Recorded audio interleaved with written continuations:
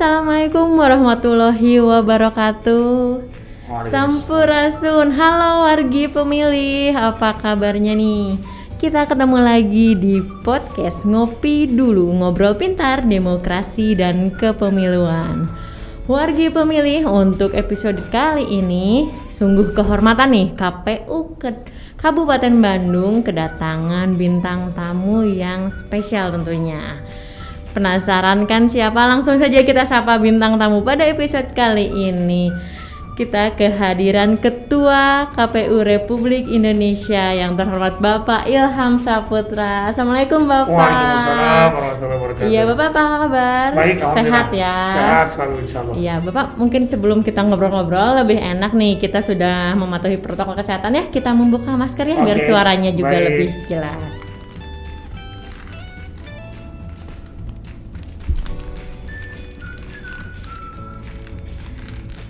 Oke nih, udah enak nih. Bapak nih, saya mewakili KPU Kabupaten Bandung, sungguh kehormatan kehadiran Pak Ilham sebagai Ketua KPU Republik Indonesia. Saya juga merasa terhormat ya bisa hadir di tempat yang bagus ini, terutama di KPU Kabupaten Bandung. Iya. Podcastnya Ngopi Dulu nih Pak, ngobrol Ngopi pintar, dulu. Demokrasi dan kepemiluan. Kita baru launching Ngopi Dulu ini terhitung bulan Juni kemarin nih Pak. Insya Allah sudah mengundang beberapa bintang tamu. Siap. Sekarang yang paling khusus, paling spesial nih Pak Ilham. Yeah. Nah warga pemilih nih, khususnya kita di Kabupaten Bandung ya Pak ya. Siapa sih yang tidak mengenal dengan sosok Ketua KPU Republik Indonesia Bapak Ilham? Boleh dong Pak bercerita dulu nih, seorang Pak Ilham ini sekarang menjadi Ketua KPU Republik Indonesia, bagaimana nih Pak perjalanan karir Bapak gitu sehingga mencapai titik ini sekarang? Baik, terima kasih wargi pemilih yang saya hormati dan juga seluruh pendengar yang saya cintai. Assalamualaikum warahmatullahi wabarakatuh. Sampurasun. Nah, jadi sebetulnya memang saya ini tertarik dengan dunia kepemiluan dari SD gitu ya. Oh iya. Iya, dari baca-baca majalah-majalah yang dibawa oleh bapak saya ketika itu. Dinamikanya kok menarik ini ya, dan senang begitu saya melihatnya bagaimana kemudian orang berdiskusi soal pemilu, kemudian juga secara politik bagaimana mendapatkan kekuasaan melalui pemilu. Nah, kemudian pada tahun 99 saya aktif di University Network for Free and Fair Election atau yang kita sebut dengan ANFREL. Nah, ketika itu memang kita masih dalam masa reformasi ya. Dan itu pemilu pertama di masa reformasi. Nah, ANFREL ini bertugas untuk melakukan pemantauan pemilu hampir di seluruh Indonesia. Karena kita merasa bahwa reformasi ini harus dijaga dengan pemilu yang free and fair election atau kemudian bebas dan juga harus adil dan juga harus sesuai dengan ketentuan bagaimana pemilu itu diselenggarakan secara universal ya. Dia harus luber, harus jurdil, kemudian juga penyelenggaranya harus betul-betul profesional dan berintegritas dan juga tentu saja independen. Nah, jadi saya di situ mulai aktif. Nah, kemudian setelah itu saya aktif juga di LSM, namanya Center for Electoral Reform ya. Nah, sekarang ini sudah tidak ada ya lembaga itu. Tetapi di situ saya belajar bagaimana advokasi kebijakan kepemiluan. Salah satunya adalah bagaimana kita mengkampanyekan tentang pemilihan presiden secara langsung ya di amandemen Undang-Undang tahun 2001-2002. Nah, kemudian setelah dari Setro saya pulang kampung karena ada kejadian musibah tsunami yang besar di Aceh gitu kan. Saya pulang kampung, kemudian saya aktif di LSM di sana. Nah, kemudian di tahun 2008 itu ada lowongan untuk menjadi penyelenggara pemilu. Kalau di Aceh itu namanya Komisi Independen Pemilihan Aceh ya. Nah, saya ikut, dan alhamdulillah dengan pengalaman saya itu saya terpilih menjadi ketika itu, kalau di Aceh ini ada wakil ketua. Saya jadi wakil ketua KIP Aceh ketika itu. Nah, disitulah kemudian saya pertama kali menjadi penyelenggara pemilu. Dan di Aceh itu kan pasca konflik ya, ada perjanjian Helsinki. Jadi Gerakan Aceh Merdeka menjadi partai politik. Nah, ini akan pertama kali juga kemudian kami mengelola partai lokal gitu ya. Bukan mengelola, artinya ada partai lokal dalam penyelenggaraan pemilu di Aceh pada pemilu tahun 2009. Nah, kemudian juga ada Pilkada 2012 di Aceh, saya juga ikut di sana. Kemudian setelah itu saya tidak terpilih lagi. Nah, tapi saya membantu KPU RI ketika itu untuk menjadi fasilitator pemilihan, fasilitator untuk orang-orang yang baru terpilih menjadi anggota KPU atau orientasi tugas. Dulu ya, Pak ya? Tahun 2000 saya mulai dari tahun 2013 sampai 2016 itu saya sering dimintain oleh KPU RI untuk membantu melakukan orientasi tugas, memfasilitasi, men-train teman-teman yang mungkin baru pertama kali menjadi penyelenggara. Dan kemudian saya juga diundang di KPU Kabupaten Kota, KPU Provinsi untuk melakukan pelatihan-pelatihan kepada teman-teman tentang kepemiluan. Baru kemudian tahun 2017 tahun 2016 saya memberanikan diri mendaftarkan dengan pengalaman saya tentunya ya, dengan motivasi agar kemudian penyelenggaraan pemilu ini berlangsung dengan baik. Saya mendaftar dan alhamdulillah saya terpilih menjadi anggota KPU Republik Indonesia, dan baru sekitar 6 bulan saya menjadi ketua KPU RI. Seperti itu. Seperti itu ya cerita perjalanan karir tadi seorang Pak Ilham tadi. Asli Aceh ya Pak ya? Saya orang tua asli Aceh, cuma saya besar di Jakarta. Besar di Jakarta, jadi udah biasa ya di Jakarta biasa, ya Pak, udah biasa iya. Baik nih Pak, kita ngobrol-ngobrol selanjutnya nih. Kemarin KPU Kabupaten Bandung termasuk penyelenggara di 2020 kemarin ya Pak ya? Seperti yang kita ketahui nih warga pemilih, itu kan penyelenggaraan pertama di masa pandemi COVID ya Pak ya? Betul. Itu baru banyak regulasi baru, semua aturan baru, tapi alhamdulillah ya Pak kita sudah melaksanakannya dengan baik. Nah, bagaimana nih Pak mengenai pemilu di masa pandemi kemarin nih di sisi seorang Pak Ilham? Ya tentu ini kan pertama kali ya kita melaksanakan pemilu atau pilkada di masa pandemi COVID atau kemudian kejadian khusus non bencana. Kalau bencana kan kita sudah terbiasa ya di beberapa daerah kita itu. Sudah ada yang pernah terkena letusan gunung berapi, banjir, dan konflik ya, itu sudah pernah. Tetapi untuk bencana seperti saat ini, yang pandemi COVID-19 ini baru pertama kali, sehingga kemudian kita harus melakukan membuat peraturan-peraturan yang tentu harus ada prokes, baik itu di masa kampanye maupun itu di masa pemungut hitung, dan juga bahkan ketika teman-teman turun sebagai PPDP untuk memutakhirkan data pemilih. Ya, jadi kita memastikan seluruhnya menggunakan prokes, petugas kita menggunakan face shield, kemudian menggunakan masker dan juga sarung tangan.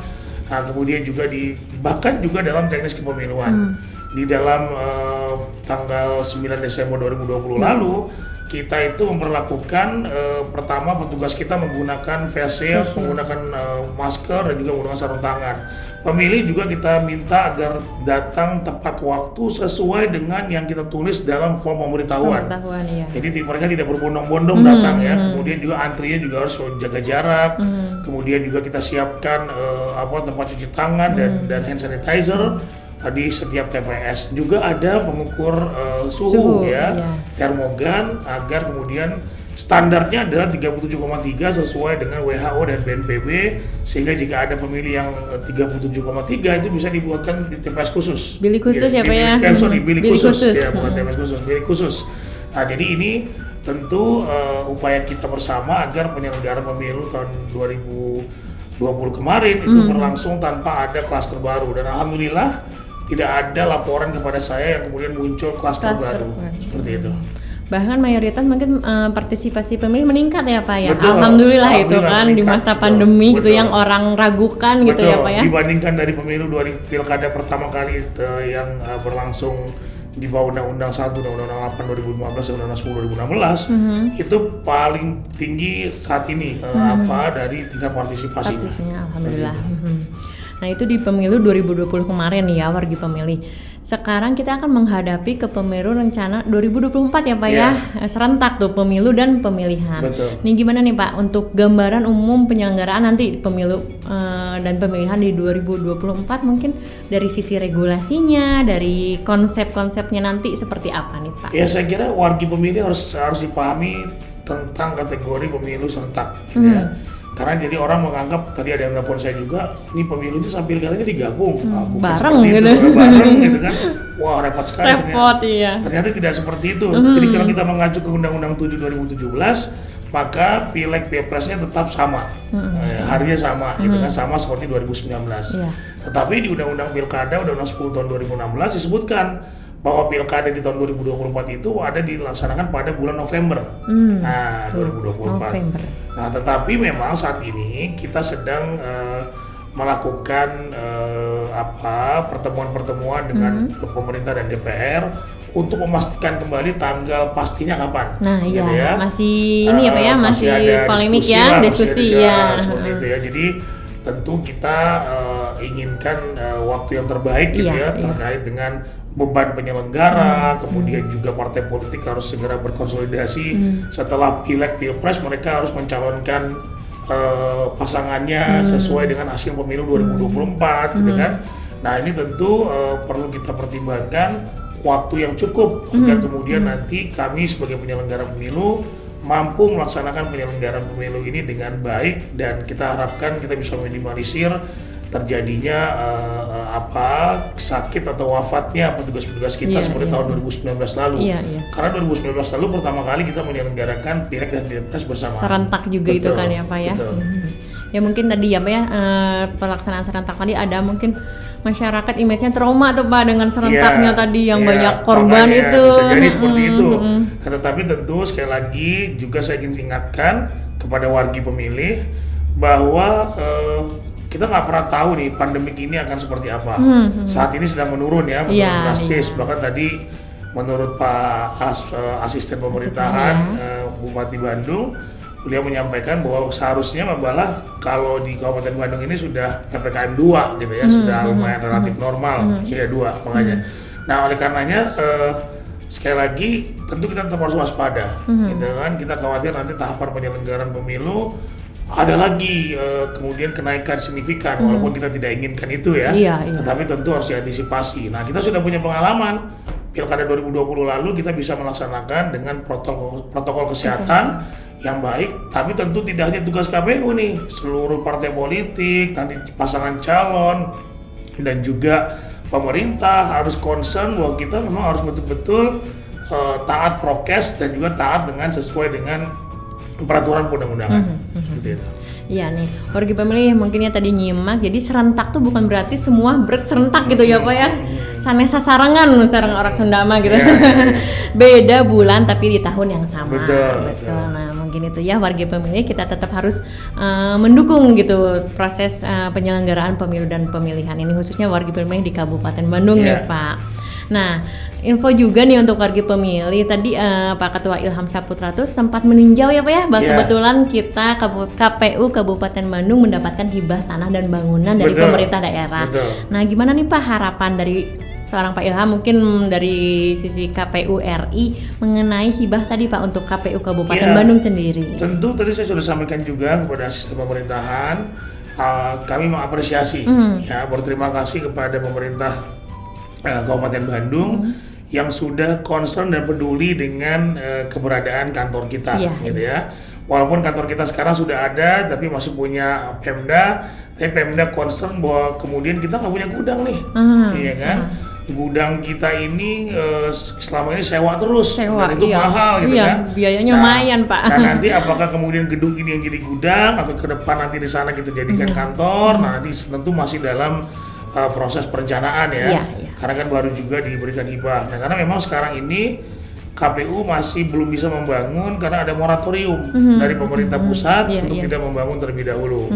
Tetapi nanti kalau sudah ada sudah moratorium sudah dicabut, kita berharap ini juga bisa dibangun gitu ya. Nah, jadi saya ingin ingatkan juga nih kepada warga pemilih karena banyak yang kaget dengan anggaran pemilunya gede amat gitu ya. Nah, warga pemilih harus tahu bahwa banyak sekali kantor-kantor KPU di seluruh Indonesia itu yang masih belum punya sendiri, masih sewa, kemudian masih pinjam pakai sama Pemda gitu ya. Nah, di anggaran tersebut kita rencanakan untuk membangun kantor sendiri. Nah, jadi tentu anggarannya cukup signifikan gitu ya. Belum lagi kemudian kita berencana menaikkan honor bagi teman-teman kita di petugas badan ad hoc misalnya. Itu signifikan. Karena 60-70% total anggaran biaya penyelenggaraan pemilu atau pilkada itu adalah honor badan ad hoc. Nah, jadi harus dipahami. Kalau kita naikkan misalnya kemarin 500 ribu, kita naikkan 1 juta aja itu bisa 2 kali lipat, iya kan? Nah, kita rencana mau naikin 1,5 juta, nah itu juga akan bertambah. Nah, tentu Jadi tidak untuk KPU RI, tidak untuk kantong kita sendiri, kan ada proses audit ya. Iya, Dev, ya. betul. Ada proses audit yang lembaga-lembaga berwenang seperti BPK, BPKP, bahkan juga ada kepolisian gitu ya. Kalau kita kemudian ada indikasi melakukan penyelewengan terhadap anggaran tersebut, silakan saja dilaporkan gitu ya. Jadi kami akan sangat terbuka dan transparan terkait dengan dana atau anggaran pilkada tersebut atau pemilu. Betul. Iya, itu kan sisi transparan itu juga kita selalu expose ya Pak ya, KPU RI melalui media sosial, Facebook, YouTube, bahkan media seperti ini juga kami kan Pak. Nah itu tadi habis meninjau hibah tadi ya Pak ya, tanah dan untuk Kabupaten Bandung, KPU Kabupaten Bandung. Nah sekarang mungkin untuk pesannya nih Pak nih, sebelum kita mengakhiri obrol-obrol kita nih, pesan untuk masyarakat mungkin khususnya warga pemilih Kabupaten Bandung, mungkin dari sisi penyelenggara, nanti ada sisi pengawas, peserta untuk menyongsong pemilihan di 2024 nanti nih Pak. Baik. Mangga nanti mungkin banyak yang menyimak juga nih Pak nih. Ya, kepada warga pemilih di Kabupaten Bandung, saya berharap betul keikutsertaan atau partisipasi Bapak Ibu sekalian dari partai politik, dari masyarakat, agar kemudian bisa menyukseskan pemilu dan pemilihan tahun 2024. Bagaimana caranya? Pertama adalah Anda harus bisa atau kemudian bisa berpartisipasi menjadi pemilih di ajang pemilihan dan pemilu 2024 nanti. Kedua, Bapak Ibu sekalian juga bisa untuk berpartisipasi dalam rangka pengawasan. Bagaimana kemudian teman Bapak Ibu sekalian bisa melaporkan segala bentuk potensi-potensi kecurangan yang tidak sesuai dengan peraturan undang-undangan. Yang ketiga, bisa terlibat menjadi penyelenggara pemilu. Ya, nanti ada badan ad hoc-nya, ada PPK, PPS, KPPS gitu ya. Kemudian juga bisa juga membantu kami dalam rangka melakukan sosialisasi. Nah, nanti ada relawan demokrasi, ada juga nanti kita berharap nanti tokoh-tokoh kunci di masyarakat. Sekarang kita sedang ada program DP3 ya. Desa Peduli Pemilu dan Pemilihan. Nah, nanti kader-kader itu nanti bisa kemudian berpartisipasi secara aktif. Karena pemilu ini, Bapak Ibu sekalian atau warga pemilih yang saya cintai, ini tidak hanya untuk memilih pemimpin, tetapi juga nanti akan sangat berkorelasi dengan kehidupan kita. Kenapa? Karena kebijakan-kebijakan yang diambil oleh pemimpin kita akan langsung kita rasakan, gitu ya. Makanya pilih pemimpin yang terbaik, pilih pemimpin yang track record-nya juga baik. Demikian. Iya. Warga pemilih sudah simak kan apa pesan dari Ketua KPU RI Bapak Ilham Saputra tadi. Jadi untuk kontribusi warga pemilih itu Pak ya bisa menjadi penyelenggara juga, bisa kontribusinya menjadi pemilih dengan nanti datang ke TPS, banyak kontribusi ya untuk menyukseskan pemilihan 2024 nanti nih. Nah Bapak mungkin obrol-obrol kita nih sebenarnya masih pengen yang banyak dikupas nih Pak ya. Tapi kita cukup sudah sampai di sini. Terima kasih sekali lagi nih Pak atas kehadiran. Kehormatan buat kita. Pemilih, terima kasih banyak sudah tune di acara hari ini. Alhamdulillah. Kita tunggu loh kedatangan Bapak lagi di sini ya. Bukan kali terakhir nih ke sini. Amin. Insya Allah main lagi ke KPU Kabupaten Bandung. Hatur nuhun Bapak atas waktunya. Sehat-sehat, salam sehat ya. Wargi pemilih, demikianlah obrol-obrol kita bersama Ketua KPU Republik Indonesia Bapak Ilham Saputra. Tentu saja saksikan terus podcast KPU Kabupaten Bandung Ngopi Dulu, Ngobrol Pintar, Demokrasi dan Kepemiluan. Terima kasih atas perhatiannya. Wassalamualaikum warahmatullahi wabarakatuh. Sampai jumpa.